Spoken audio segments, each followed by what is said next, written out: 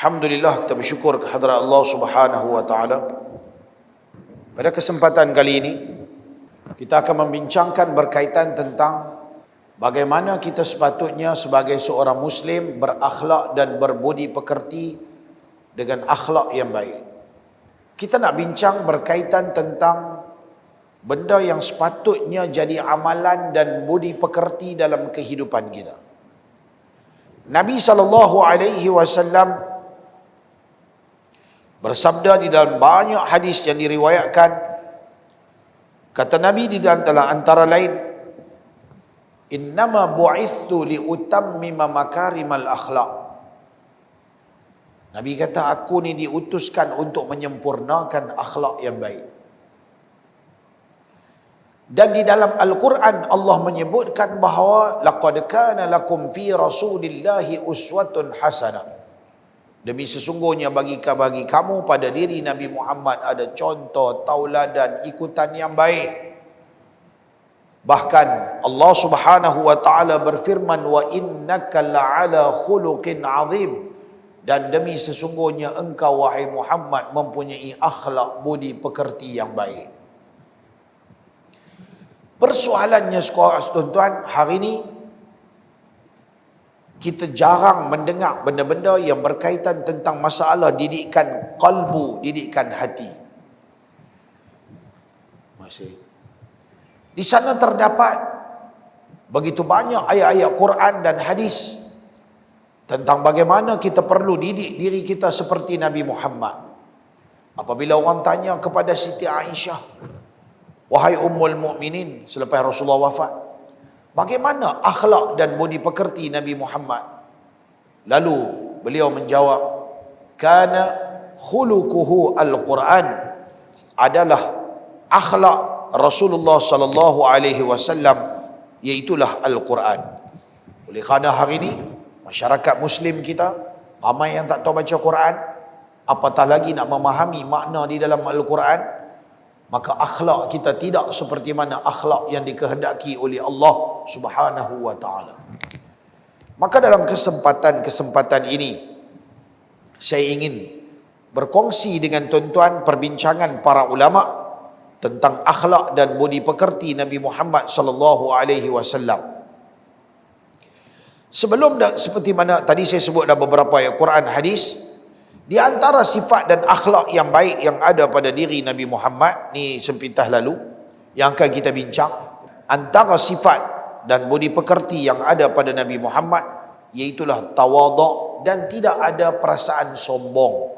Yang tu akan kita bincang insya-Allah di masa-masa ni dalam siri-siri ni. Habis-habis tak dapat, tiap-tiap petang ada rakaman Abu Khadijah Studio, tuan-tuan boleh tengok dalam YouTube kan. Tuan-tuan boleh tengok dan follow. Sikit-sikit bukan lama pun. Paling lama setengah jam, antara 10, 15, 20 minit, setengah jam. Sikit-sikit supaya tuan-tuan dapat dia punya siri dia. Supaya tuan-tuan dapat ilmu. Tu kalau sibuk dah tak boleh main. Dan di antara sifat yang perlu yang ada pada diri Nabi Muhammad, tawaduk dan tidak ada sombong. Nanti kita bincang. Di antara lagi, albirru, buat baik dan jauhi dosa. Nanti akan cerita macam mana nak jadi baik. Macam mana nak jauh daripada dosa? Ada tip yang disebutkan daripada Quran, hadis dan para alim ulama. Dan antara sifat lagi, sabar. Berkata-kata dengan kata-kata yang baik. Ni orang Pulau Pinang susah nombor 4 Nak cakap baik-baik susah. Orang Pulau Pinang bahasa dia dalam seluruh Malaysia ni paling kasar sekali orang Pulau Pinang. Dan dalam Pulau Pinang ni pula Tanjung ranking nombor 1. Kan? Bahasa memang kasar gila. Kan? Nanti kita bincang. Antara sifat yang baik, memuliakan tetamu. Sebab tu tuan-tuan adalah tetamu kepada masjid Al-Mustaghfirin Sungai Tiram. Tiap petang kita bagi kat tuan-tuan kurma dan air zam-zam. Nabi kata kalau tetamu mai, sediakan. Sahabat tanya, muliakanlah. Rasulullah kata, muliakanlah tetamu. Sahabat tanya, ya Rasulullah, macam mana cara memuliakan tetamu? Rasulullah kata, hidanglah walaupun dengan segelas air. Kita nak bagi segelas air zam-zam, dia botak kepala. Tak ada, pasal mahal. Jadi kita bagi sikit air zam-zam, kita bagi kurma. Mu ayak lain-lain dia berlambak ada tepi tu, pergi minum ayak pahit. Melawak tu Baik. Menghormati jiran tetangga, sifat berani. Orang Islam, oh tu sifat Nabi Muhammad, sifat berani. Kita hari ni Allah, anak-anak muda sekolah-sekolah ni banyak yang jenis dia berani, tapi berani pada benda-benda yang pelik-pelik. Dia bukan berani dalam benda yang Islam nak. Berlatih diri dengan ilmu seni mempertahankan diri. Tuan-tuan kena belajar. Kan, mai ajak main silat gayung ke, silat apa ke, pergi main silat gayung ke, silat cebok ke, silat apa lagi, silat bakui ke. Janji mau sudah, tu jadi gelembiak, jadi pondan, jadi lembek, tak mau. Jantan, anak lelaki kena ada jiwa. Jangan pergi duk sepak orang tak ketahuan, tapi kita bina jati diri daripada dalam. Semangat juang tu kena ada. Ni orang main jerekah sikit, nangis. Tak ada nampak ni. Bau jerekah ya. Takut ya. Macam mana nak mempertahankan Islam? Tapi jangan pula guna dengan seni mempertahankan diri, pergi duk buat benda-benda haram. Jadi bongsa lah apalah duk pergi buat benda. Tak mau macam tu. Kita cuma tak mau jadi lembek-lembek ya. Hantar anak-anak tuan-tuan sekitar ni mai belajar. Dan mai belajar, bagi mereka ada sikit jati diri, semangat sikit. Barulah ada semangat. Nabi Muhammad dia bukan orang lembek. Dia six pack ni, saya tengah lah ni duk exercise sikit, nak bagi kurus, nak bagi six pack ni.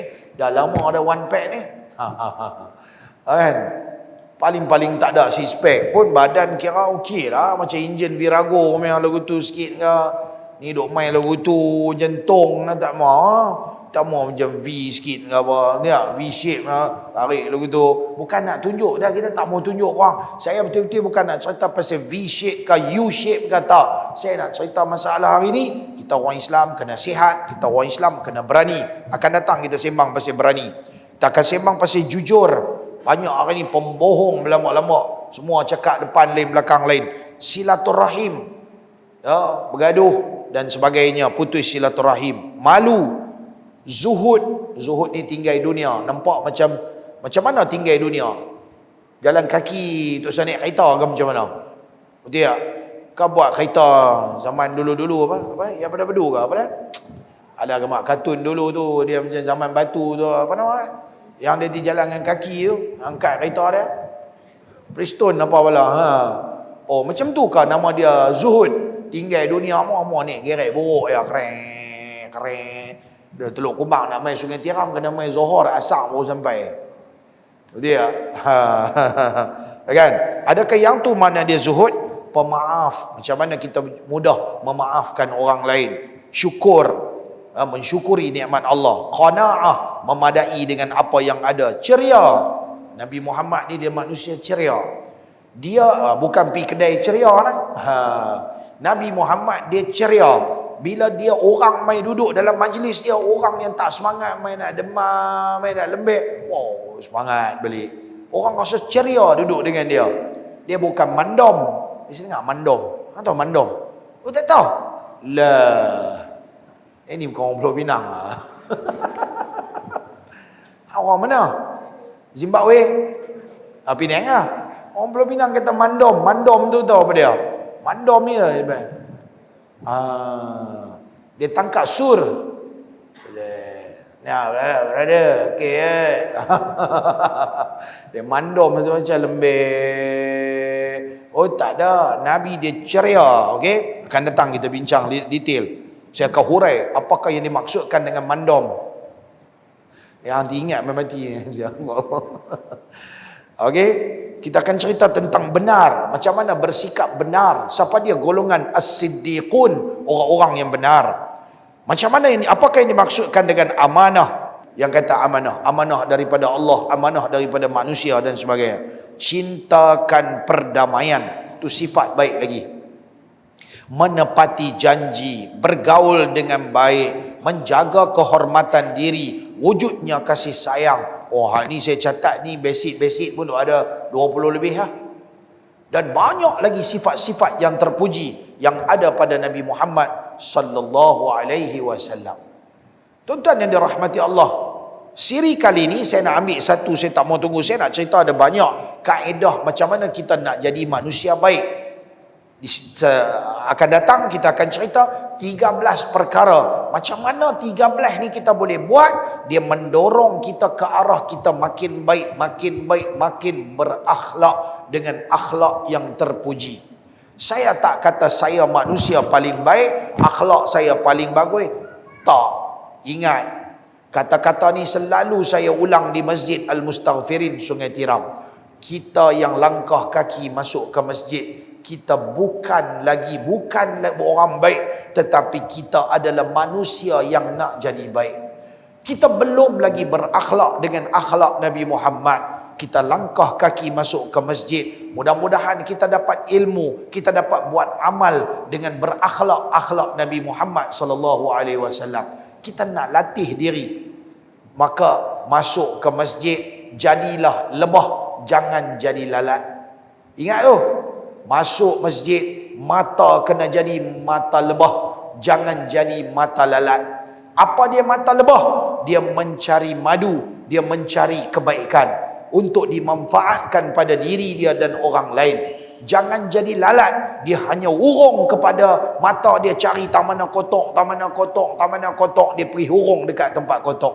Maka masuk masjid bukan melihat kepada kelemahan orang lain, tapi masuk masjid dia melihat kepada kebaikan yang ada di masjid. Kan? Masuk masjid cari kebaikan, bukan cari keburukan. Ni masuk main masjid, dia tengok, weh tu imam tu semayang, apa dia terlupa, dia tambah rakaat bagi jadi 5. Lah, bodoh tu imam ni. Main duduk di depan jadi imam. Kau semayang 10 rakaat tu apa? Kita tak boleh kata lu tu. Manusia kadang-kadang dia lupa, kadang-kadang dia tak lupa. Kadang-kadang kita kena faham faktor-faktor yang menyebabkan manusia lupa. Selalu saya pesan apabila nak semayang, bila nak semayang tuan-tuan, padamkan handphone, jangan vibrate, kena bubuh flight mode. Dulu-dulu kalau saya nak mengajar, saya dia sebut, tuan-tuan, padamkan phone. Satu hari saya berjumpa dengan satu engineer, dia semayang di masjid tu, dia panggil, ustaz, kita sembang sikit. Saya faham ustaz punya kefahaman, ustaz tahu tentang frekuensi. Frekuensi apa? Frekuensi gelombang. Kan radio guna frekuensi gelombang, handphone guna gelombang, Astro guna gelombang. Hak jenis-jenis tak ada wire-wire ni semua guna gelombang. Maka gelombang ni, kita punya gelombang ni berlambak gelombang ni. Gelombang ni apabila kita ada satu handphone ataupun alat-alat elektronik duduk kat kita, dia akan kacau kita punya sistem gelombang otak. Otak manusia ada 4 gelombang. Ada gelombang nama dia beta, B-E-T-H-A, beta. Ada gelombang turun sikit, gelombang beta, nama dia gelombang minda sedar. Ni macam ni semua nama dia sedar. Minda sedar ni nama dia beta. Kita tak khusyuk betul-betul lagi. Kalau dia turun sikit lagi sampai benda lain dia tak ingat, dia nampak satu benda ya. Kalau tengok satu benda tembui, yang ni dia tengok, dia tak tengok benda lain. Sampai member main sebelah pun dia tak perasan. Masa tu dia khusyuk, dia panggil gelombang dia gelombang alfa. A-L-P-H-A, alfa. Bila dia terlalu khusyuk, dia main gitu.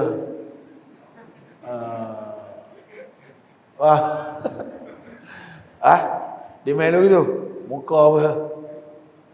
Dia terlalu khusyuk kan. Dia khusyuk lebih sikit. Yang tu orang tak panggil khusyuk Lagu tu dia panggil theta, T-H-E-T-A, theta. Gelombang theta. Kalau orang tidur begitu. Lepas tu satu lagi, dia memang betul-betul khusyuk ya. Dia terus dulu gitu. Dia terus pejam, terus dia bunyi satu isyarat, siren. Itu nama dia delta. Dah tu otak manusia. Sebab tu kalau tidur kena dapat delta.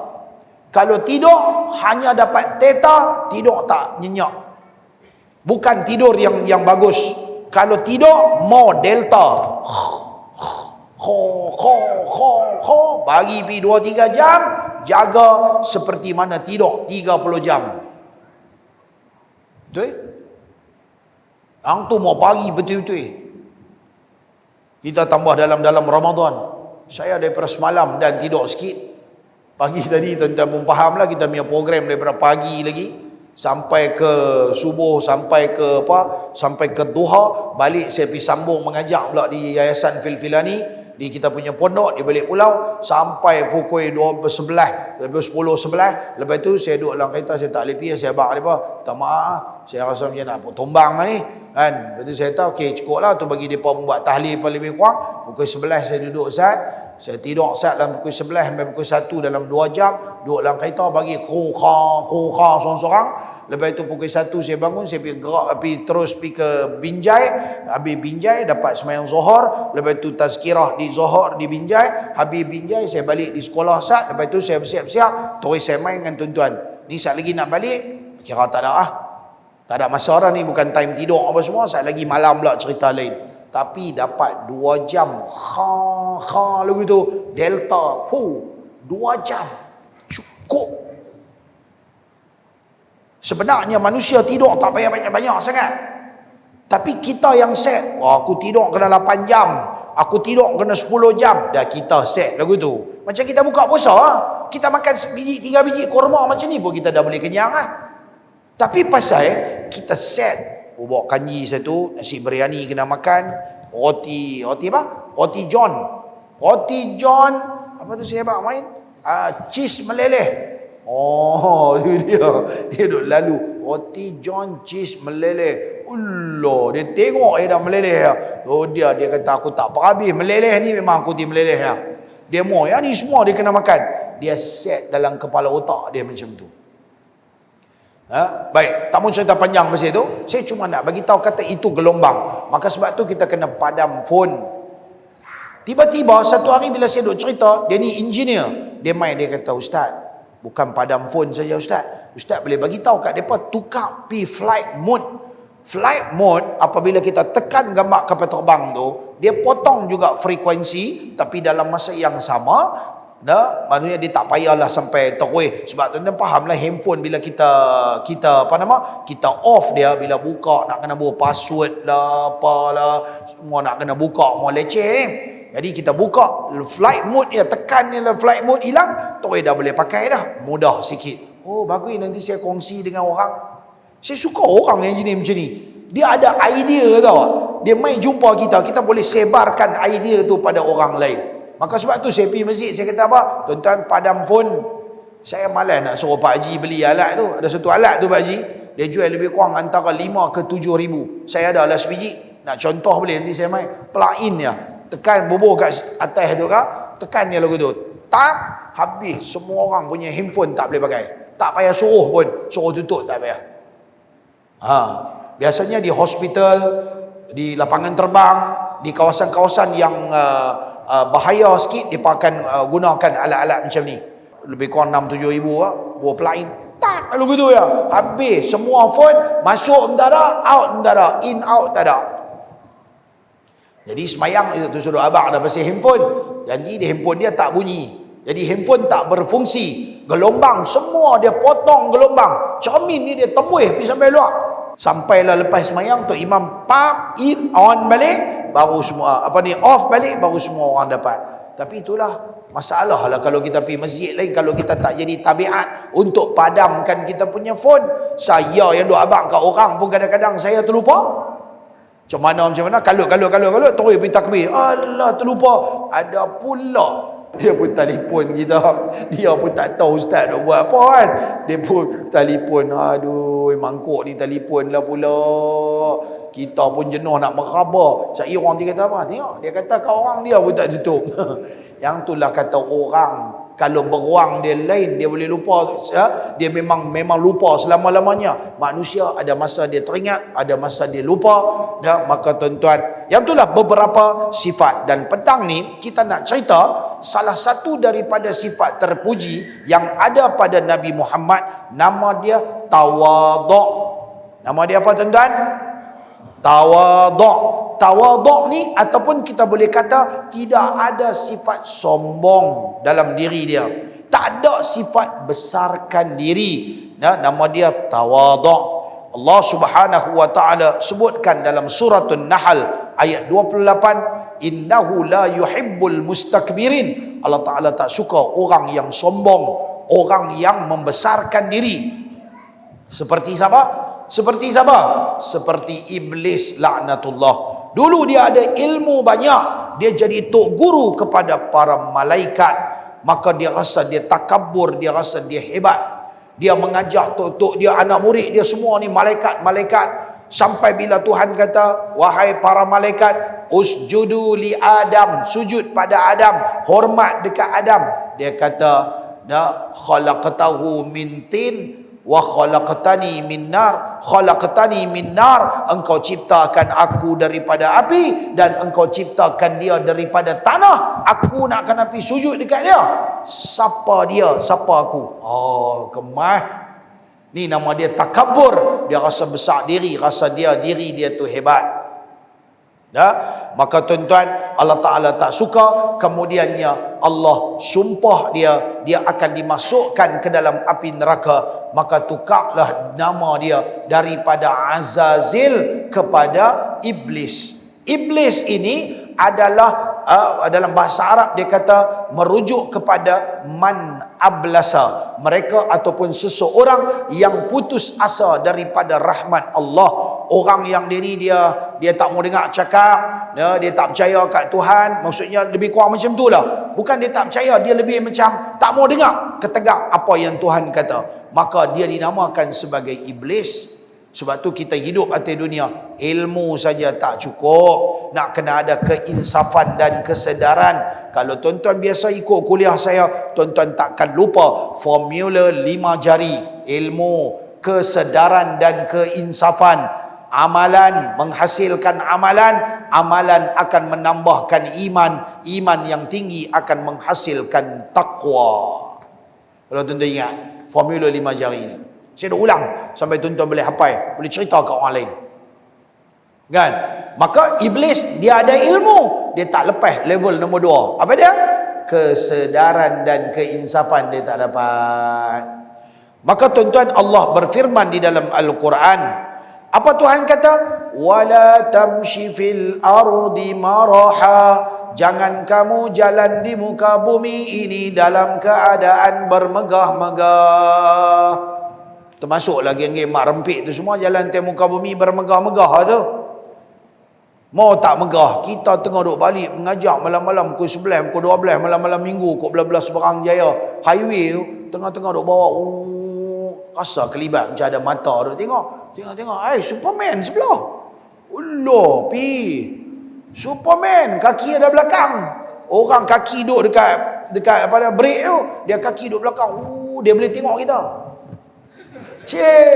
Sempoi lah. Yang tu tuan-tuan, Allahu Akbar. Satu hari saya balik mengajak malam pukul 11 ke 1-2 pagi atas jambatan Pulau Pinang. Sampai tengok laki tu duduk tidur kat situ, duduk je tu, meleleh habis ayat hidung, ayat apa semua. Budak perempuan ada sebelah tutup dengan kertas paper. Saya kata, alamak, bawa motor laju-laju je, pergi terap dekat situ. Anak siapa dia bagi mati pun kita tak tahu. Dan inilah budaya anak-anak orang kita lah ni. Tuan-tuan bisa tengok anak-anak orang bukan Islam ada duk rempit sana rempit sini. Depa ada tapi tak minat lah.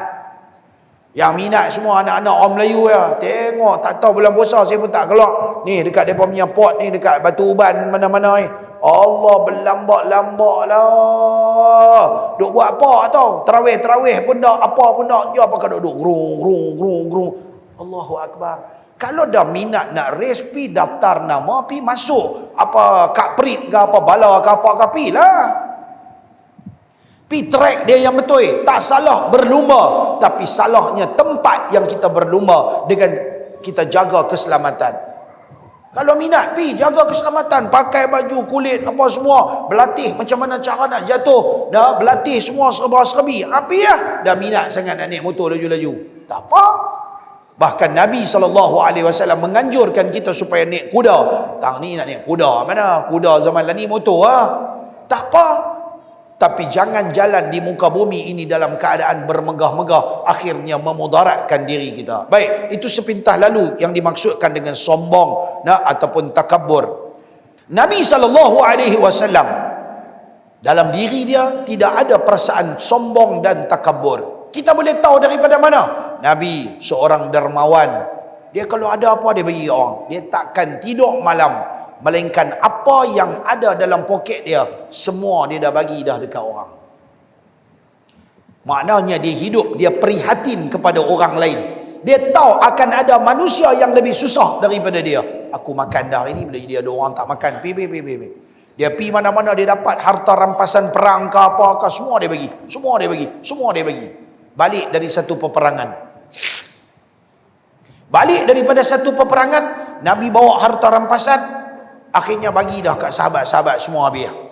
Tinggal satu lungguk untuk Nabi punya. Bahagian Nabi. Nabi kita okey, tak apa nak ambil mai pula seorang sahabat nak mai, semua orang dah balik ah. Ya Rasulullah, tunggu saat. Ya. Alright.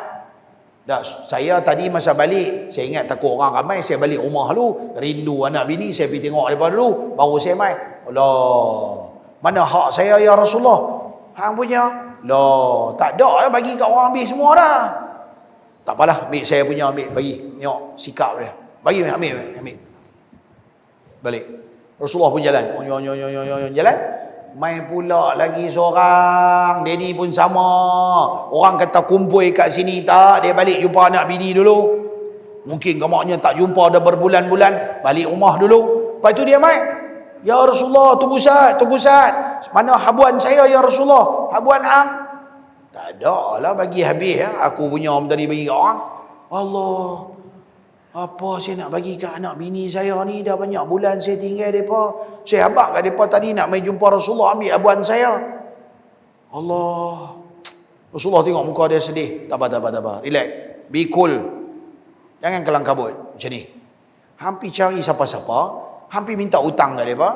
Hang bubur nama aku. Tak apa, ambil kat hang. Sahabat ni pun tuan-tuan, betui-bendui. Dia pun pergi, pasal susah kan. Dia pergi berhutang dengan orang. Dengan satu Yahudi.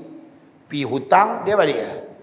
Selang tak berapa lama, Nabi tengah duduk dengan Abu Bakar, dengan Umar, dengan semua dia punya sahabat-sahabat ni, kanan kiri semua ada. Mai satu Yahudi mai cekak Nabi.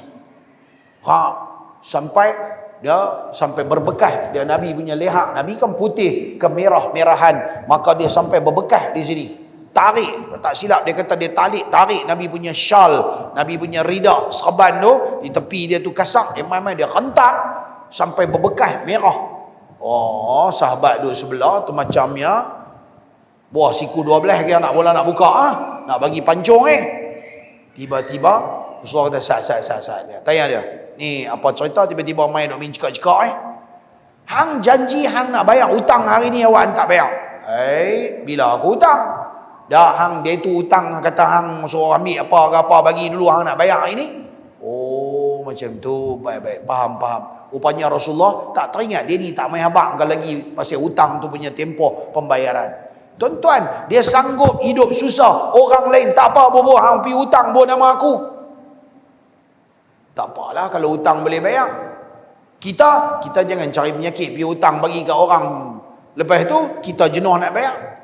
Ada orang dia sanggup buat lagu tu, 2-3 orang kawan-kawan kita.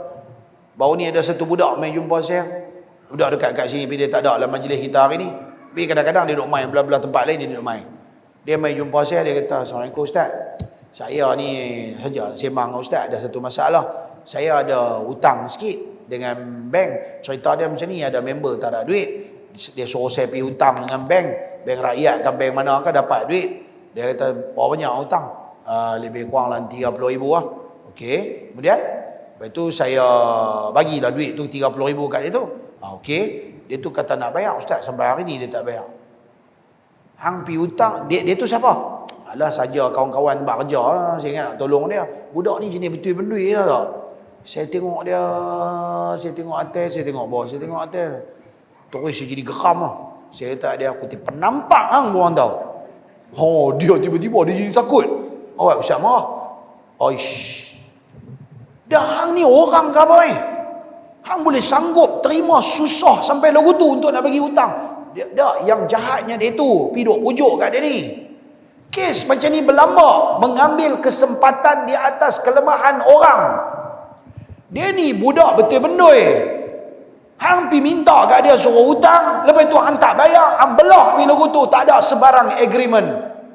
Sikit-sikit tak apa, 30,000 ni. Bila tahun kawan tu nak kerja nak boleh bayar 30,000? Sebab tu Nabi kata, ayat Allah Ta'ala kata dalam Quran, apabila kamu berhutang untuk tempoh pembayaran satu-satu masa, maka hendaklah kamu tulis, kena ada agreement. Idza tadayantum bidainin ila ajalin musamma faktubuh. Tulis, buat agreement. Walaupun adik-beradik, dengar saya cakap. Jangan sampai nanti belakang hari, hutang-hutang, lepas itu belah pilu tu, mampu kita nak kena jawab.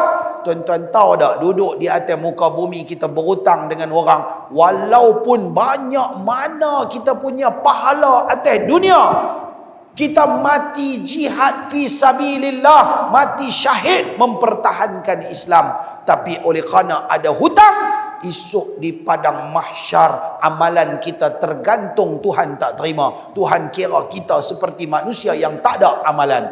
Kalau tak ada amalan, confirm dah suratan amalan kita sebelah tangan kiri, bukan tangan kanan. Oh, cari penyakit. Sebab tu kena bayar hutang. Nabi dermawan. Tambah-tambah bulan puasa dikatakan Nabi adalah seperti angin ribut taufan. Mai bagi, masuk ya bagi, masuk ya bagi. Betapa pemurahnya Rasulullah dalam Ramadan. Rasulullah lembut hati, sopan santun, mudah menerima pendapat orang lain. Bini punya pendapat pun dia terima. Satu hari Rasulullah mai daripada Madinah nak sampai ke, nak pergi buat umrah. Tiba-tiba puak-puak Quraisy kata, Muhammad, engkau tak boleh masuk bumi Mekah. Pasal Nabi dah lari hijrah pergi ke Madinah. Nabi mai tahun yang kelima, ke-6 lagu tu, mai nak buat umrah. Kelima tak silap saya, mai nak buat umrah daripada hijrah. Tiba-tiba dia tak bagi Nabi masuk. Nabi terpaksa balik dengan para sahabat, buat satu perjanjian. Buat satu perjanjian bahawa okey, Nabi akan mai pada tahun depan untuk buat umrah, baru dibenarkan masuk. Depa halau Nabi dengan sahabat balik terus lagu tu ya. Pendekkan cerita, sahabat-sahabat tak mau dah buat keras. Rasulullah kata, jom kita balik. Semua buat tak tahu. Semua buat tak tahu. Jom kita balik. Cik buat tak tahu. Tak mau balik, protes. Nak suruh kata Nabi, masuk juga tempat kita, kira apa? Kita pun beranak di sini juga, awak dia tak bagi kita masuk. Macam itulah. Tiba-tiba kata dengan Aisyah, ya Rasulullah, Aisyah muda lagi, baru budak remaja. Ya Rasulullah, tu sudah ikut depa cakap, lah ni Rasulullah pergi cari kambing, sembelih, bayar dam. Pasal damai dah pakai ihram, tak boleh buat umrah lagi. Potong kambing sekor, Rasulullah salin baju, naik kenderaan, jom kita balik. Rasulullah pun dengar cakap apa yang saranan daripada Aisyah. Rasulullah pun pergi ambil kambing sembelih sebagai sembelih dam, bayaran denda. Kemudian Rasulullah pun salin baju dengan Aisyah balik. Ni sahabat lain tak boleh kata apa. Balik ke? Alah, semua pun cari kambing, bayar, lepas tu salin baju, semua balik. Nampak? Dia mudah menerima pandangan orang lain. Toleransi, bertolak ansur, mudah bergaul dengan orang lain, tidak merendahkan diri kepada orang lain. Dia tak merendahkan martabat ataupun merendahkan keadaan seseorang. Tanda kata Nabi ni ada sifat tawaduk dan tidak ada sombong. Baginda buat urusan diri dia sendiri. Dia jahit baju dia sendiri, dia jahit kasut dia sendiri, dia angkat barang-barang dia sendiri. Dia tak semuanya kena orang buat, dia boleh buat seorang-seorang dia. Dalam bahasa lain kita kata dia lebih banyak berdikari. Dia tak payah suruh orang lain buat. Dia boleh pergi dapur, dia boleh cedok makanan sendiri, dia boleh hidang, dia boleh makan.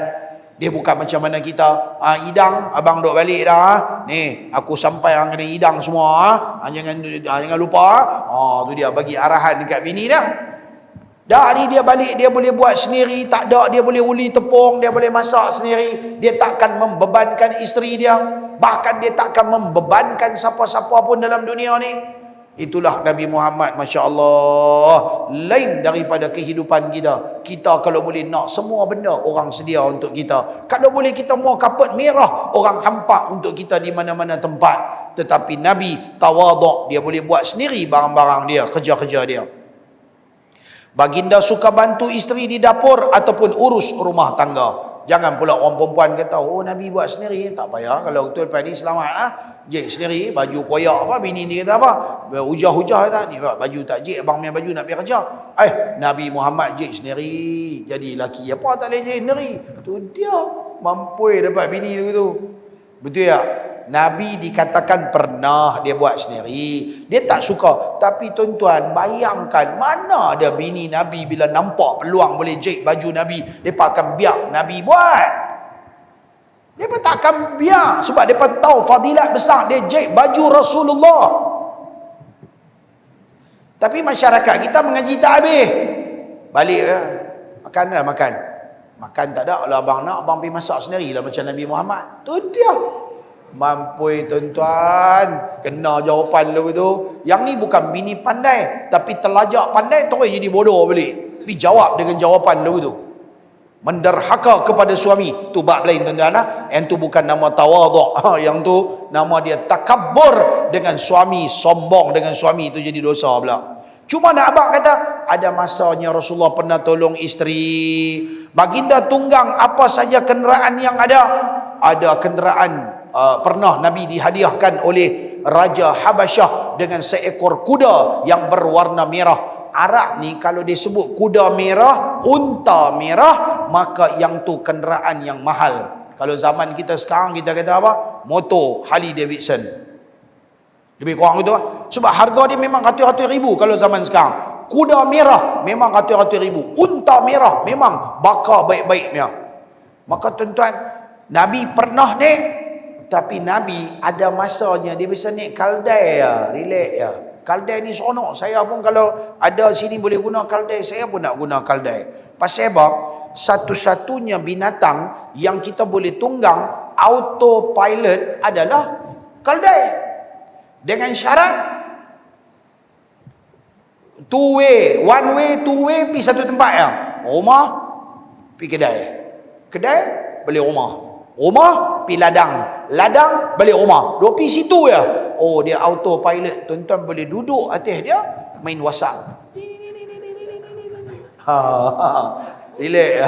Boleh main apa? Pak Haji. Apa? 5 Haji. Pak Haji. Tak ada ambil Haji ya. Ada. Duk main Pak Haji, Pak Haji, Pak Haji. Ini dia. Duduk atas tu. Orang kata apa dia duk buat? Oh, dia pergi haji tu. Dia boleh bawa. Oi, main-main dah. Zaman sekarang nak cari kenderaan autopilot mahal tuan-tuan, juta-juta. Dah. Jadi kita boleh naik kaldai ya. Tapi tuan-tuan nak abang, nisbah pada masyarakat Arab, orang kalau kenderaan dia tak kat kaldai ni kira motor kapcai ya tuan-tuan.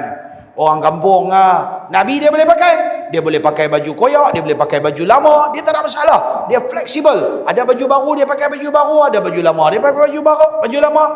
Itulah Nabi tawaduknya dia. Nabi sering dan selalu dipelawak oleh sahabat. Nabi pelawak kalau dia naik kenderaan, kalau boleh naik 2 orang, dia tengah duduk jalan, dia tengok dia ni jalan sorang-sorang. Tumpang, jom, aku bawa ambil mana-mana. Dia boleh bonceng, dia boleh tumpangkan orang. Faham tak? Yang tu menunjuk kata dia satu manusia yang adanya prihatin pada orang lain. Dia tak fikir untuk diri, pentingkan diri sendiri. Kan? Nabi dia boleh tidur tak mana-mana pun. Ada pelapik, tak ada pelapik, dia boleh tidur, dia tak ada komen. Hatta Nabi SAW dia cukup suka dengan kanak-kanak. Dia main, dia tengok orang apa ni, anak cucu dia, cucu Hasan Husin mai duduk dekat masjid, dia duduk, yang ni lompat duduk atas kepala dia, sat lagi duduk atas badan dia, sat lagi guli golek pi golek mai, Nabi pegang, Nabi cium, sat lagi Nabi pegang, Nabi cium. Tiba-tiba mai satu Arab, satu orang sahabat, dia kata, ya Rasulullah, aku ada 10 orang anak, ma qabbaltu ahadan minhum, aku tak pernah cium walaupun seorang anak aku. Rasulullah kata apa? Malam yarham la yurham. Siapa tak ada kasih sayang dengan orang lain, dia tidak akan disayangi. Oh, dia Nabi SAW. Dia macam manusia lain. di mana adanya sifat kasih sayang, sayang anak, sayang cucu, dia boleh duduk, saat lagi dia pergi sahabat, dia boleh pegang tangan sahabat. Kalau dia jumpa budak-budak, dia panggil budak-budak, mai sini, dia cium tangan budak-budak. Allahu Akbar. Tawaduknya Rasulullah, dia tak macam kita. Mai semua orang beratok, cium tangan saya. Mai seorang-seorang kan, sambil melutut cium tangan saya. Dia tak buat lagu tu. Tengok tawaduknya Rasulullah. Nabi makan apa saja yang orang bagi. Kalau dia tak lalu, dia tak makan, dan dia takkan keji makanan. Nabi satu hari dia buat kenduri, makan, dalam makanan tu ada dop, ada bewak. Bewak apa? Bewak pasir, dop. Nabi tak makan. Ulama hurai, pasal apa Nabi tak makan? Nabi dia tak suka makan benda-benda yang merangsang nafsu syahwat. Dia tak macam kita. Sikit-sikit kopi, tongkat ali. Teh, tongkat ali. Apa pun kira tongkat ya. Kalau perempuan, kacip Fatimah. Dia kira hatu ya. Oh, kalau tengok dalam internet, benda-benda lagu tu lah paling laku sekali. Ya? Yang ada di pasaran. Nabi dia tak suka makan benda-benda lagu tu. Sebab bila dia makan benda-benda tu semua merangsang nafsu syahwat. Maka Nabi dia satu manusia, dia suka makan benda yang tidak merangsang nafsu syahwat. Walaupun mungkin ada, kita katalah macam makan kurma. Kurma ni dia bukan merangsang nafsu syahwat. Kurma ni dia memberikan zat besi dan macam-macam nutrisi yang ada dalam ni, menyebabkan badan kita sihat. Oh, lagu tu tak apa. Tapi kalau makan benda-benda yang merangsang, makan dop tuan-tuan, jangan buat main lah dop. Punya dahsyatnya dop, orang makan sup dop, orang ambil daging dia, buat ma'jun, buat lagu tu, buat lagu ni, semata-mata kerana nak merangsang. Maka Rasulullah benda-benda lagu ni dia tak makan, dan dia pun tak dibesarkan makan benda lagu tu. Tapi sahabat makan tu, dia punya makan, dia tengok, dia gelak, tapi dia tak makan. Kita kalau tak makan, kita kata apa? Tu dia ada makan roti canai gula pergi manis-manis, serlah daripada ni. Saya pergi Kelantan tuan-tuan, roti canai kuah manis tuan-tuan, jatuh martabat kita mamak tuan-tuan. Roti canai kuah manis, dalam manis dia tabur gula lagi kat atas. Kita tengok tolenji tak boleh makan. Tapi janganlah hina makanan lagu tu, makanan orang Kelantan, dia makan manis-manis. Kita tak boleh pi, kita orang Pulau Pinang, al-filfilani. Filfilani itu makna apa? Cabai. Orang Pulau Pinang makan pedas. Maka sebab tu nama dia al-filfilani. Fil-fil tu pedas. Setiap benda yang pedas, lada, cabai, orang Arab panggil fil-fil. Maka mereka mai ke Pulau Pinang, mereka tengok ni pulau ni orang suka makan pedas. Mereka kata ni orang fil-filan, orang suka makan pedas. Maka sebab tu saya bubuh nama dia kami punya yayasan Al-Filfilani. Digelarkan orang-orang Arab satu ketika dulu, mereka tahu fil-filan ataupun fil-filani ni adalah Pulau Pinang. Mereka pergi Kedah, mereka tengok tu dia awal orang Kedah ni, ayak dia bertakung mangkuk-mangkuk ni. Mangkuk bendang lah, petak-petak tu ada sawah padi tu, bendang-bendang. Dia punya petak tu ada ayak kan, mangkuk. Dia kata, oh ni neri mangkuk, dia kata. Dia orang dia tak mangkuk, neri dia ya. Faham tak? Jadi dia kata qadah. Qadah tu maknanya mangkuk. Negeri mangkuk tak apa, orang dalam negeri tu jangan jadi mangkuk. Boleh faham tak? Okey. Rasulullah sallallahu alaihi wasallam, baginda kawan dengan siapa saja, kaya dia kawan, miskin dia kawan, dengan semua orang dia kawan. Dia bukan pilih bulu. Kita tak nak kawan semua datuk-datuk. Hak yang kena ketuk kita tak kawan. Kita nak kawan dengan semua Tan Sri, Tan Tentun semua. Hak tak ada pingat-pingat tak kawan lah. Kawanlah dengan semua orang, baru kita tahu rupanya manusia ni banyak lagi manusia hidup susah, dan baru tahu macam mana nak mensyukuri nikmat Allah Subhanahu wa taala. Satu cerita terakhir untuk kita petang ni. Rasulullah sallallahu alaihi wasallam satu hari, Rasulullah pi ziarah rumah Abu Ayyub Al-Ansari. Rumah dia 2 tingkat. Rasulullah sallallahu alaihi wasallam pi tidur rumah dia malam tu. Depa anak beranak dia pindah duduk di atas, tidur di atas, Rasulullah tidur di bawah. Tengah-tengah kira baru nak tidur, anak dia bagi tumpah air. Dia ni punya kelang kabut cari kain. La, cepat. Pasal apa? Depa susah. Nama kata 2 tingkat, tapi di tingkat atas tu semua berlubang-lubang, semua takut menitik air tu dekat Rasulullah. Lalah tuan-tuan dia buat macam mana? Setelah dia cuci semua, dia pergi bawa, ya Rasulullah, macam inilah. Saya esok ada kerja, saya nak kena ada ni, boleh tak Rasulullah duduk di atas, saat kami tidur di bawah? Dia pun bagilah macam alasan yang logik sikit. Rasulullah kata, tak apa, aku tidur di sini ya, tak apa. Dia kata, tak apa Rasulullah, pergi tidur di atas. Dia duduk susah hati. Saat lagi anak dia bagi tumpah air apa pula, Rasulullah ada di bawah. Saat lagi meleleh kena Rasulullah, tak boleh tidur. Jadi dia pergi, Rasulullah pergi duduk di atas. Rasulullah hang suruh tidur atas, dia pergi tidur atas. Hang suruh tidur di bawah, dia tidur di bawah. Dia satu manusia, bukan sombong. Dia fleksibel. Kalau pergi rumah orang, tak apa. Kami kaki 5 ni pun boleh tidur. Oh, tu dia. Orang kata, dah pergi masuk bilik. Tak apa. Tang ruang tamu ni pun cukup dah. Tak apa, boleh duduk lagu tu sandak pun tak apa. Nak tumpang sat dia. Kita tak ada. Ni, aku nak main tidur rumah. Tengok aircon apa buka orang siap-siap tau. Jangan lupa ni bantai, ambil bantai hak paling elok sikit, tak mau yang ada peta punya. Tu dia. Tu macam yang diman macam-macam. Dah, yang tu bukan sikap manusia yang tawaduk. Banyak lagi lah tuan-tuan. Nabi suka melawak dengan para sahabat. Nabi boleh melawak dengan anak bini dia. Nabi suka gelak, senyum dan ketawa. Nabi ni manusia fleksibel. Ada masa dia senyum, ada masa dia gelak, ada masa muka dia garang, ada masa dia serius, ada masa macam-macam bentuk muka dia. Menunjukkan dialah manusia sejati. Dia tahu bila tempat untuk dia gunakan reaksi muka dia. Dia bukan macam kita, bila pun macam ikan piranha. Tahu ikan piranha? Ikan piranha tuan-tuan tak nampak. Tu hak duduk dalam akuarium besar-besar, hak sekor dia yang tak ada orang lain. Apa dia? Alah, hak muka macam tu. Apa dia? Arowana. Sekor dia lah. Yang dimain. Dia pusing main.